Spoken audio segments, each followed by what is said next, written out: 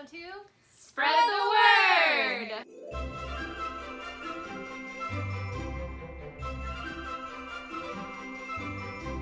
So here for December, we are ready to give our reviews.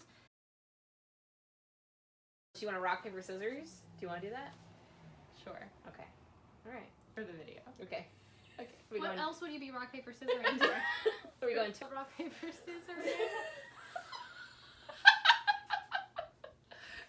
Wah, wah. Okay, ready? Okay. Rock, paper, scissors, shoot. Haha!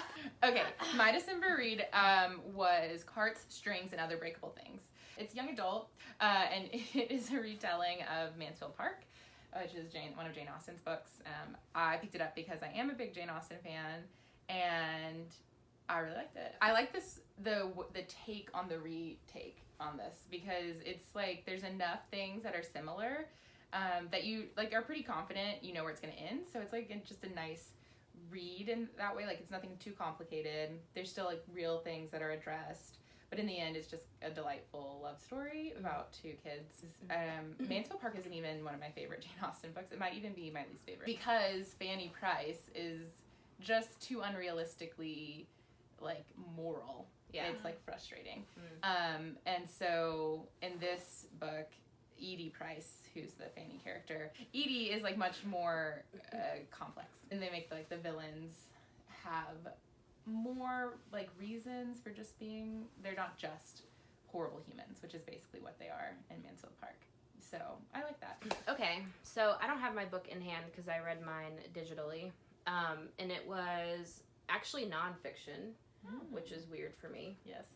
It was called A Bookshop in Berlin. It was about World War II. Surprisingly, the cover is not a woman in a random ass coat standing not looking at the camera, Yeah. which is refreshing. And this woman named Francoise Frankel, who opened a French bookshop in Berlin. She was Polish and Jewish, studied French literature, just had a huge passion for it, and then decided that she wanted to open up a French bookstore, and she chose Berlin after doing a lot of research about where she thought it would be most successful. So she opens up the bookstore. It's really well received. She starts talking about how she is obviously being harassed by the Nazis, you know, because she is Polish and Jewish, and she's selling foreign literature. She finally gets back to France. She's there for a little bit, and everybody's like, oh, the war won't touch us, the war won't touch us, and then it does. Now she wants to get to Switzerland. So it's just like following her journey, trying to get out of war territory, basically. Yeah. So she wasn't ever sent to camps. But it was just a really, really harrowing story. Yeah, but I really liked it. Yeah. It's great. I would recommend it. I read Tiny Love by Larry Brown. This is a collection of all of the stories that Larry Brown had published. I was not familiar with Larry Brown before picking this up. Okay, so Larry Brown is a Mississippian and firefighter and writer. I picked it up because in the advance copy I got was a letter from a kid I actually went to high school with. And I read his letter, and a line really made me laugh, so I wanted to read it. The legend of Larry Brown, the firefighter who became a writer, is so memorable that it can obscure how complicated his journey was. The road began with many false starts. His first 3 novels were thrillers, which he later burned. Parenthetically, a firefighter can do this safely. It's a collection of short stories where anybody can find something that they will like. His voice is extremely personable and conversational, and very observant. I would definitely recommend this. Especially I would recommend it going into the holiday season.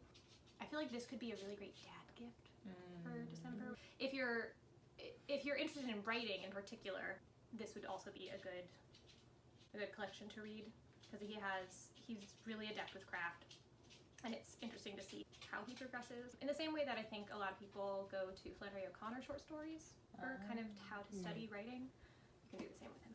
Cool. Speaking of Christmas books and Christmas gifts, we have a fun new feature we want to show everybody. So these are some themed gift boxes. Each gift has a name, and it tells you kind of a brief description of what's in the box, but they're all themed. So for instance, This one is called The Secret Garden, and it's gifts for your favorite green thumb. So, and the whole retail value is $65, but we've priced it down. These are all like very good deals. So this whole box is $50, and $50, not 50 books. But it has 3 books in it. So 3 different books, and so it has one on vegetable planting, one that's a visual reference for home gardening, and one that's gardening tips and tricks. So, Julia, which one did you pick? The Book Lovers Dinner Party, which is $60 value you'll get for the $45. And it has one party stationery box set, a novel, and a cookbook collection of pairing recipes. Super cute. That's great. That one caught my eye right away. We have 2 of those. Yes, we do. One right there. I have the Puzzler pack for the puzzler in your family. It is valued at $45, but you get it for the low price of $35. And you get 1 limited edition pen, 1 book of puzzles, 1 crossword inspired piece of jewelry. And it's super cute. And I've seen everything in here and I want it. And then, so we'll be having these throughout the season, but come and get, they're already wrapped. You don't really have to do much thinking about your gift giving. It's a very, very sweet deal for everybody involved. That's it. That's a new Christmas feature. Yeah. Okay, well, this has been Spread the Word. Thank you for joining us. Bye. Bye.